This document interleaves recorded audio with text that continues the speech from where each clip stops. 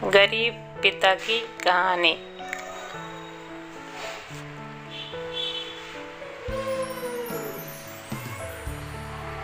काफी समय पहले की बात है। एक गांव में एक किसान और उनका परिवार रहता था, जिसमें वह और उसकी पत्नी और 7 लड़कियां थी। काफी मुश्किल से ही अपना गुजारा करता था। दिन भर की मेहनत करने के बावजूद भी उसको कुछ ना मिलता था। उसकी पत्नी आसपास के घरों की साफ सफाई का झाड़ू पोछा बर्तन करके कुछ ना कुछ थोड़ा बहुत कर लेती थी। फिर भी एक बड़े परिवार के लिए काफी प्रावधान नहीं कमा पाते थे। वह खूब मेहनत करते और अपनी बेटियों को 2 वक्त का भरपेट खाना दे सके, पर काफी मेहनत करने के बावजूद भी उन्हें कुछ ना मिलता। एक दिन किसान पूरा दिन मेहनत करके रात को घर जब लौटा, तब तक बेटियां सो चुकी थी। तब उसने अपनी पत्नी को कहा, आज मेरा मालपुआ खाने का मन बड़ा कर रहा है, कुछ बना दो अगर हो तो। घर में तब पत्नी बोली, घर में तो कुछ नहीं है, तो भी मैं पड़ोसियों से थोड़ा आटा और गुड़ मांग कर लाती हूँ, तब आपके लिए मालपुआ बनाती हूँ। वह जल्दी से जाकर पड़ोसियों से आटा और गुड़ ले आई। उसने चुपचाप चूल्हा जलाया, चूल्हे पर तवा गर्म करने के लिए रखा, और जैसे ही मालपुआ छम से आवाज आई, तब बड़ी लड़की खड़ी हो गई और उठते ही बोली, पहला मालपुआ मेरा। तब उसकी माँ ने कहा, ले एक तू खा और चुपचाप सो जा, किसी को उठाना मत। जैसे ही उसने दूसरा बनाया तो दूसरी लड़की वैसे ही उठ गई, छम, मालपुआ मेरा।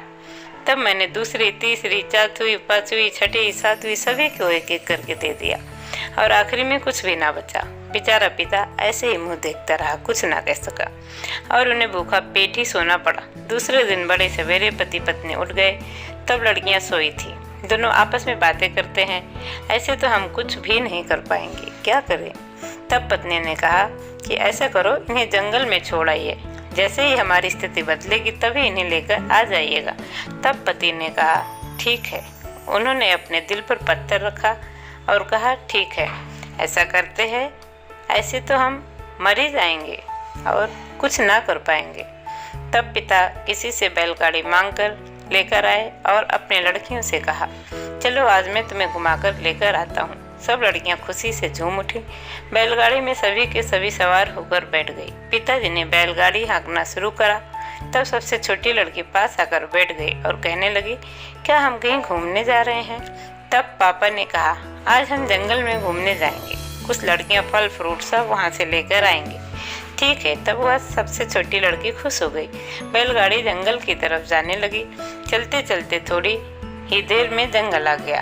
जंगल के काफी अंदर तक जाने के बाद पिता ने गाड़ी रोक दी। बैलगाड़ी रुकते ही सारी की सारी लड़कियां उछल कूद करते हुए नीचे आ गई।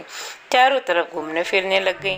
काफी देर तक घूमते फिरते फल फूल खाते पीते, कभी इस डाल कभी उस डाल, कभी आम के वृक्ष में तो कभी केले के वृक्ष में झूमती रही।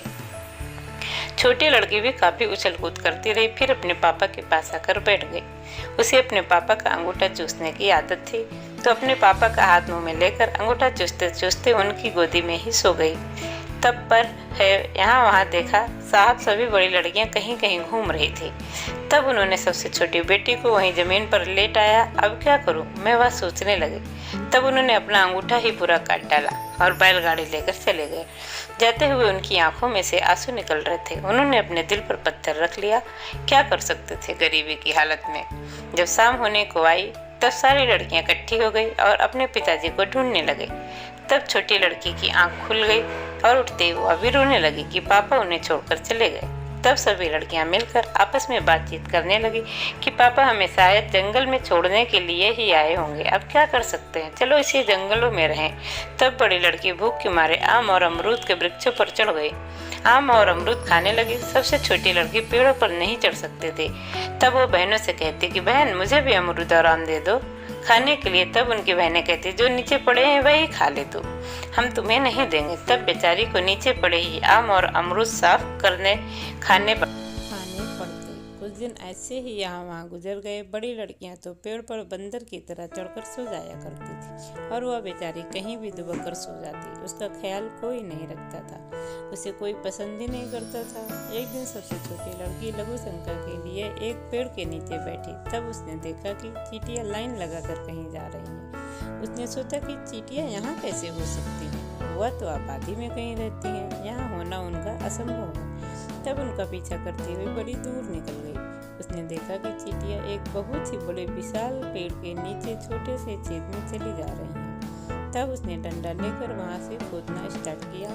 खोद कर उसने काफी बड़ा रास्ता बना दिया। उसने अंदर जाकर देखा तो एक विचित्र ही नगरी उसे दिखाई दी, जहाँ 6 बड़े महल और 7वीं झोपड़ी थी।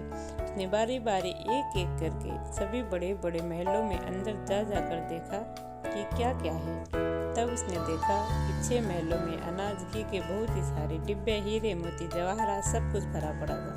उस झोपड़ी में एक बड़ा परात और एक रुमाल और एक जादुई डंडा है। उसने परात पर रुमाल रखकर जादुई डंडा घुमाया। खाने के लिए पेड़े मांगे तो जादू से पेड़े आ गए। उसने उसी भरपेट खाना खाया और देखा कि झोपड़ी के अंदर ही साइड में एक सुरंग से बना हुआ है। तब वह सुरंग के अंदर चली गई। उसने देखा कि 7 कोठरी भर के खजाना, हीरे मोती, सोना चांदी और इतना खजाना उसने कभी जिंदगी में न देखा। वह 6 महलों में भी इतना नहीं था कि जितना उसके पास था। उसने जादुई डंडे के इस्तेमाल से वहां पर एक दरवाजा बना दिया जो दीवार जैसा दिखता था और सिर्फ उसका राज उसे ही पता था। वह बहुत खुश हुई। फिर उसने जादुई डंडे से एक बार फिर से परात में देसी घी के लड्डू मंगवाए और उन्हें लेकर बाहर निकली। जादुई डंडा और परात रुमाल उसने तो छुपा ही दिया। वह लड्डू खाते खाते अपने बहनों के पास, जो कि पेड़ों पर बैठी हुई आम और अमरूद खाए जा रही थी। उन्होंने जैसे ही देखा कि उनकी सबसे छोटी बहन लड्डू खा रही तो उसके पास पहुंच गई और पूछने लगी कि कहाँ से लेकर आई हो, हमें भी खाने के लिए देना। तब उसने कहा, मैं क्यों दूँ, तुम कौन सा मुझे अच्छा वाला आम देती हो खाने के लिए। तब दूसरी बहनों ने कहा, कोई नहीं, हम तुम्हें अच्छा वाला आम ला कर देते हैं और अमरूद भी ला कर देते हैं, तुम हमें लड्डू दो, कहाँ से लेकर आई हो। आगे अगले भाग में देखिए। अच्छी लगे तो लाइक कीजिए।